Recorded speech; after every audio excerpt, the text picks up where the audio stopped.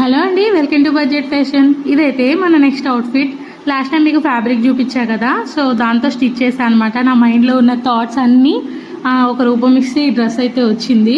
Outfit అయితే చాలా మంచిగా టర్న్ అవుట్ అయింది. నేను అనుకున్నట్లే వచ్చింది. ఇది వేసుకుంటే ఇలాగ నించుంటుంది అనమాట, అది మీకు చూపిస్తున్నాను ఇక్కడ. అండ్ ఒక హెయిర్ బో కూడా రెడీ చేశాను. యాక్చువల్లీ ఇది వేరే కస్టమర్ అడిగారు, వాళ్ళ కోసం ఆన్లైన్లో తీసుకున్నా అని చెప్పానా. బట్ నేను చేసిన మిస్టేక్ వల్ల ఇది ఇంకా కస్టమర్కి ఇవ్వట్లేదు, మా పాపకు ఉంచేస్తున్నాను.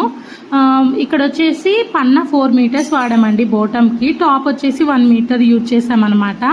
కింద స్కాలప్ ఇచ్చేసి నేను జిమ్మిచూ ఫ్యాబ్రిక్ తీసుకొని ఫ్రిల్స్ అయితే పెట్టాను. ఫ్యాబ్రిక్ అయితే బాగానే ఖర్చు అయింది ఈసారి. నేను ఎప్పుడు మా పిల్లలకి ఇంత ఫ్యాబ్రిక్ యూజ్ చేయలేదు, ఫస్ట్ టైం యూజ్ చేశాను. కానీ వేసుకుంటే మాత్రం చాలా అందంగా ఉంది. మీకు నెక్స్ట్ వీడియోలో వేసుకున్నప్పుడు ఎలా ఉంది అనేది చూపిస్తాను. సో ఇదైతే ఫైనల్ అవుట్లుక్ అండి. మీకు ఎలా ఉందో తప్పకుండా కమెంట్ సెక్షన్లో కమెంట్ చేయండి.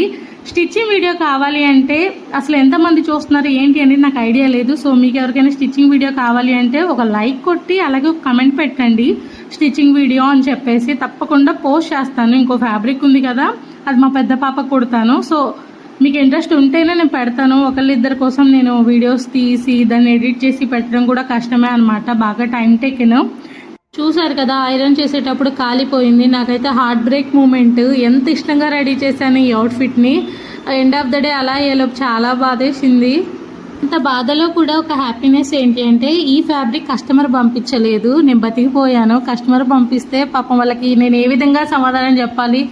సో నేను తీసుకున్నాను కాబట్టి నాకు ప్రశాంతంగా ఉందన్నమాట. ఎవరికి సమాధానం చెప్పే పని లేదు. కస్టమర్కి వేరే ఫ్యాబ్రిక్ తీసుకొని వేరే మోడల్ అయితే స్టిచ్ చేస్తాను. సో ఇలాంటి మిస్టేక్స్ కామన్గా జరుగుతుంటాయి, తప్పవు.